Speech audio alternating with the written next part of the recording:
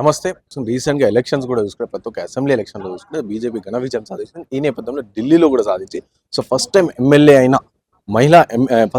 MLA అయిన ఒక వ్యక్తికి సీఎం పదవి, ఢిల్లీ సీఎం పదవి కూడా అప్పజెప్పే పరిస్థితి కనిపిస్తుంది. అండ్ అలాగే రాష్ట్ర రాజకీయాలు, తెలంగాణ రాష్ట్రానికి సంబంధించిన రాజకీయాలు కూడా వీటన్నిటి గురించి మాట్లాడదాం. వీటన్నిటి గురించి మాట్లాడడానికి మనతో పాటు బీజేపీ పార్టీ రాష్ట్ర నాయకురాలు మౌనిక సుంకర గారు ఉన్నారు. నమస్తే మేడం. సో ఫస్ట్‌గా మేడం, ఢిల్లీలో సో బీజేపీ పార్టీ అంటే కంటిన్యూగా ఆల్మోస్ట్ ఉన్న దేశంలో ఉన్న అన్ని రాష్ట్రాలలో కూడా బీజేపీ అధికారంలోకి వస్తా ఉంది. అండ్ ఢిల్లీలో కూడా రీసెంట్గా వచ్చి ఒక ఫస్ట్ టైం ఎమ్మెల్యే అయిన వ్యక్తికి సీఎం పదవి కట్టజెప్పిన పరిస్థితి. సో ఎట్లా ఫీల్ అవుతుంది? ఫస్ట్ టైం ఎమ్మెల్యే అని కాదండి. ఆమె ఎన్నో సంవత్సరాల నుంచి భారతీయ జనతా పార్టీలో పనిచేస్తున్నారు. అంత ముందు కూడా ఆమె పరివార క్షేత్రాల్లో పనిచేసినవారు. కాబట్టి ఒక నిబద్ధత ఉన్న వ్యక్తికి, ఏం ఆశించకుండా పార్టీ కోసం పనిచేసే వాళ్ళకి ఎప్పటికైనా కూడా వాళ్ళని పార్టీ గుర్తిస్తుంది, వాళ్ళకి సముచితమైన స్థానం ఇస్తుంది, వాళ్ళ సేవల్ని ఇంకా అందుకుంటది అని చెప్పడానికి ఢిల్లీ సీఎం రేఖా గారు ఒక ఎగ్జాంపుల్. సో ఇంకోటి, రాష్ట్రాల వారి చూసుకుంటే వేరే రాష్ట్రాల వారి అన్ని చూస్తుంటే బీజేపీ పార్టీ ఒక ఊపు అందుకుంటున్న పరిస్థితి. కానీ తెలంగాణ రాష్ట్రంలో బీజేపీ పార్టీ చాలా వరకు సైలెంట్ ఉన్నారు అన్నట్టు కనిపిస్తుంది. ఎందుకు తెలంగాణలో ఈ ప్రాబ్లం ఎందుకు BJP party?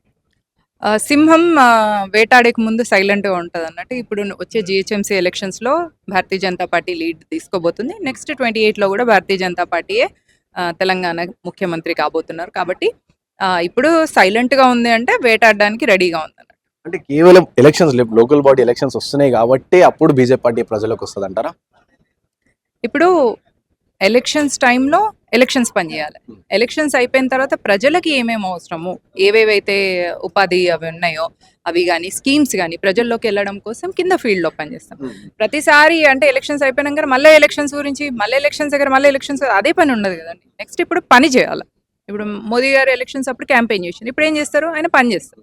In the same way ఇప్పుడు కూడా మేము ఏం చేస్తున్నామంటే, ఏవేవైతే స్కీమ్స్ సెంటర్ నుంచి వస్తున్నాయో అవి ప్రజలకు అందేలాగా ట్రై చేస్తున్నాం.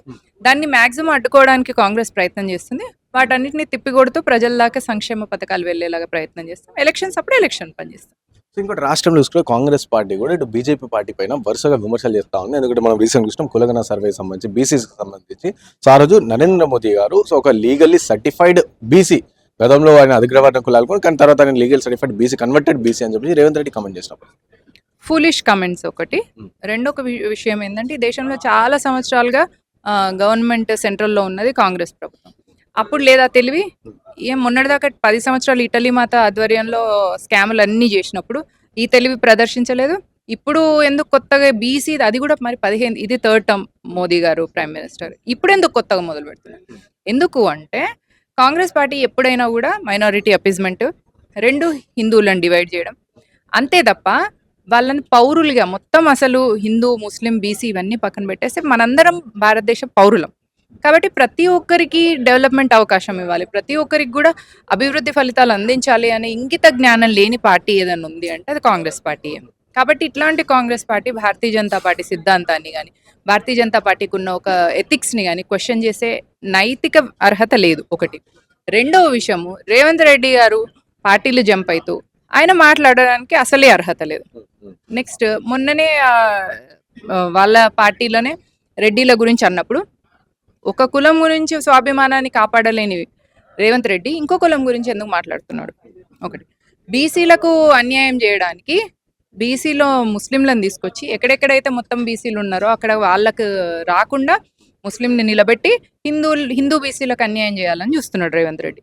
ఇట్లాంటి ఏమంటారు, చీప్ స్ట్రాటజీస్ చేస్తే వాటిని ఎట్లా తిప్పికొట్టాలో తెలంగాణ భారతీయ జనతా పార్టీ కార్యకర్తలకు తెలుసు, కేంద్రంలో ఉన్న భారతీయ జనతా పార్టీ అధికారులకు కూడా తెలుసు. మేము ఈ టైం వచ్చినప్పుడు ఎవరిని ఎక్కడ ఎట్లా చేయాలో అట్లా చేయగలం. ఇంకోటి మేడం, బలంగా రాష్ట్ర బీజేపీ పార్టీలో లొసుగులు కనిపిస్తాయి, వాళ్ళ పార్టీల మధ్యలో గొడవలు నడుస్తున్నాయని చెప్పేసి కూడా ప్రధానంగా వినిపిస్తాం. ఎందుకంటే అధ్యక్ష పదవి కూడా మనం జనవరి అని, ఎంపీ ఎలక్షన్స్ అయిన తర్వాత జనవరిలో అనుకున్నాం, డిసెంబర్లో అనుకున్నాం, ఫిబ్రవరిలో అనుకున్నాం. సో ఇప్పుడు ఆల్మోస్ట్ ఫిబ్రవరి కూడా ఎండింగ్ అయ్యే పరిస్థితి. కానీ సరే అధ్యక్ష పదవి పేరు కూడా వినిపిస్తలేదు. దాంట్లో కూడా చాలా వరకు అక్కడిక్కడ నడుస్తుంది, అసమ్మతితో చాలా మంది ఉన్నారు అని చెప్పేసి కూడా వినిపిస్తాం. ఇప్పుడు ఒక కుటుంబంలో డిఫరెన్స్ ఆఫ్ ఒపీనియన్స్ ఉంటాయి కదా.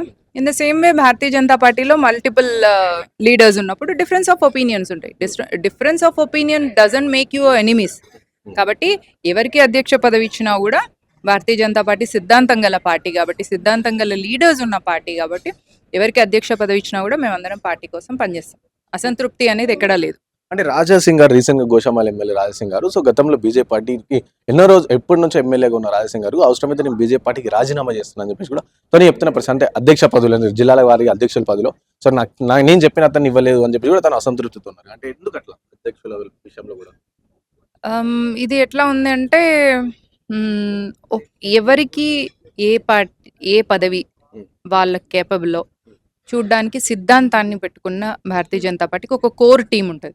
ఇప్పుడు కేసీఆర్ డిసైడ్ చేసినట్టు పార్టీలు ఎవరికి ఏం రావాలి అనేది ఒక వ్యక్తి డిసైడ్ చేయరు. ఇక్కడ కాంగ్రెస్లో ఉన్నట్టు ఒక కుటుంబం డిసైడ్ చేయదు. ఇటలీ మాత కానీ, ఇటలీ మాత కొడుకు కానీ, ఇటలీ మాత కూతురు కానీ, ఇట్లా కుటుంబం డిసైడ్ చేయదు. కాబట్టి భారతీయ జనతా పార్టీలో ఒక టీం వర్క్ ఉంటుంది. సో టీం డిసైడ్ చేస్తుంది. ఒక ఇండివిజువల్ ఎలిజిబుల్ ఒక పోస్ట్కి అన్నప్పుడు ఆ టీంలో అందరూ కూడా ఇంప్రెస్ అవ్వగలగాలి. ఆ టీంలో అందరూ కూడా ఇతనుకున్న కేపబిలిటీస్తో ఈ పోస్ట్లో ఇతను ఇంకా ఎక్కువ సేవలు అందించగలడు అని అనిపించినప్పుడు ఇస్తుంటారు. సో ఆ టీంని రెస్పెక్ట్ ఇవ్వడము అనేది ప్రతి ఒక్కరికి ఉంటుంది. అప్పుడప్పుడు కొన్నిసార్లు ఫ్రస్ట్రేషన్లో, కొన్నిసార్లు అసంతృప్తిగా ఉండొచ్చు. బట్ దెన్ మళ్ళీ తర్వాత సిద్ధాంతం తెలిసిన వ్యక్తే కాబట్టి రాజాసింగ్ గారు వారు కూడా దాని ఇప్పుడు ఎవరికైతే ఇచ్చారో అధ్యక్షులుగా వారు చేస్తున్న పనితో ఆయన కూడా ఇంప్రెస్ అయిపోతారు. ఇదేమైపోతుంది అంటే కొన్నిసార్లు చేయగలడో లేదో అనే దాంతోని ప్రజల దాకా అన్ని వెళ్తాయో వెళ్ళవో, మన సిద్ధాంతం వెళ్తుందో వెళ్ళదో అన్న ఉద్దేశంతో మాట్లాడిన మాటలే. ఒకసారి ఆయన తనని తాను ప్రూవ్ చేసుకున్న తర్వాత రాజాసింగ్ గారు కూడా సపోర్ట్ చేస్తారు. సో ఇంకో విషయం మేడం, ఇటు నిన్ననే రీసెంట్గా జరిగిన ఇన్సిడెంట్ కూడా చూసుకుంటే మనము ఈరోజు హరీష్ రావు పైన, కేసీఆర్ పైన, మేడిగా కాళేశ్వరం పైన కేసు పెట్టిన అతను కూడా నిన్న ఈరోజు అతని కోర్టులో హియరింగ్ వచ్చినప్పటికీ సో నిన్న నైట్ అతను హత్యకు గురారు. సో ఈ విధంగా అంటే దీనిపైన ఏం తెలంగాణలో కూడా హత్య రాజకీయాలు అనేది స్టార్ట్ అవుతున్నాయి అని చెప్పేసి దీనికి కాంగ్రెస్ పార్టీ కూడా ఖండిస్తున్న పరిస్థితి. సో మీరేం చెప్తారు? బీఆర్ఎస్కి కానీ కాంగ్రెస్కి కానీ నైతిక విలువలు ఉండవు, ఒక సిద్ధాంతం ఉండదు. రాజకీయమే వాటికి అల్టిమేట్. దానికోసం ఎంత నీచమైన స్థితికైనా దిగజారుతారు అనే దానికి కొన్ని ఇట్లాంటి సంఘటనలు ప్రూఫ్. భారతీయ జనతా పార్టీ ఇట్లాంటి వాటిని 100% ఖండిస్తుంది. ఇట్లాంటివి ఎక్కడ జరిగినా కూడా వాటిని మేము ఖండిస్తాం. ఫైనల్గా చెప్పండి మేడం, ఎట్లుండబోతుంది లోకల్ బాడీ ఎలక్షన్లు ఎట్లుండబోతుంది? ఎందుకంటే ఇప్పుడు చూసినాం కంటిన్యూగా ఒక 8 నెలల నుంచి బీజేపీ పార్టీ సైలెంట్గా ఉందని చెప్పి మాకు అనిపిస్తుంది. ఎందుకంటే చాలా సందర్భాల్లో ప్రెస్ మీట్ కూడా చాలా పెట్టడం లేదు, అంటే మాట్లాడిన పరిస్థితి దాఖలాగా కనిపిస్తలేదు బయట. సో ఎట్లుండబోతుంది లోకల్ బాడీ ఎలక్షన్స్లో ఎట్లుండబోతుంది? నేను ఎమ్మెల్సీ ఎలక్షన్స్ కూడా జరుగుతున్నాయి కదా, సో మీరు ప్రసారంలో కూడా అక్కడక్కడ పాల్గొంటారు. సో ఎట్లా అనిపిస్తుంది? ఎమ్మెల్సీ ఎలక్షన్స్లో నో డౌట్గా భారతీయ జనతా పార్టీ లీడ్ తీసుకుంటుంది. ఇక జిహెచ్ఎంసీలో అయితే ఖచ్చితంగా మేమే కొట్టేస్తాం. అది మొత్తం తెలంగాణ మొత్తం బీజేపీయే తీసుకుంటుంది, బీజేపీ లీడ్ తీసుకుంటుంది. చూడండి, mark my words. Thank you. So విన్నర్గా ఇది మౌనిక శంకర్ గారు చెప్తున్న పరిస్థితి. సో ఎలాగైనా సరే నెక్స్ట్ రాబోయే లోకల్ బాడీ ఎలక్షన్లో బీజేపీ పార్టీ క్లీన్ స్వీప్ అన్ని పార్టీలకు చేస్తారు. సో బీజేపీ పార్టీ లీడ్ తీసుకుంటుంది అని చెప్పి కూడా తను చెప్తున్న పరిస్థితి. కెమెరా పర్సన్ సాయితో రాణా ప్రతాప్ ఫ్రమ్ హైదరాబాద్. సో రీసెంట్గా ఎలక్షన్స్ కూడా చూసుకుంటే ప్రతి ఒక్క అసెంబ్లీ ఎలక్షన్లో చూసుకుంటే బీజేపీ ఘన విజయం సాధించింది. ఈ నేపథ్యంలో ఢిల్లీలో కూడా సాధించి సో ఫస్ట్ టైం ఎమ్మెల్యే అయిన ఒక వ్యక్తికి సీఎం పదవి, ఢిల్లీ సీఎం పదవి కూడా అప్పచెప్పే పరిస్థితి కనిపిస్తుంది. అండ్ అలాగే రాష్ట్ర రాజకీయాలు, తెలంగాణ రాష్ట్రానికి సంబంధించిన రాజకీయాలు కూడా వీటన్నిటి గురించి మాట్లాడడానికి మనతో పాటు బీజేపీ పార్టీ రాష్ట్ర నాయకురాలు మౌనిక శంకర్ గారు ఉన్నారు. నమస్తే మేడం. సో ఫస్ట్గా మేడం, ఢిల్లీలో సో బీజేపీ పార్టీ అంటే కంటిన్యూగా ఆల్మోస్ట్ ఉన్న దేశంలో ఉన్న అన్ని రాష్ట్రాలలో కూడా బీజేపీ అధికారంలోకి వస్తూ ఉంది. అండ్ ఢిల్లీలో కూడా రీసెంట్గా వచ్చి ఒక ఫస్ట్ టైం ఎమ్మెల్యే అయిన వ్యక్తికి సీఎం పదవి కట్ట చెప్పిన పరిస్థితి. సో ఎట్లా ఫీల్ అవుతుంది?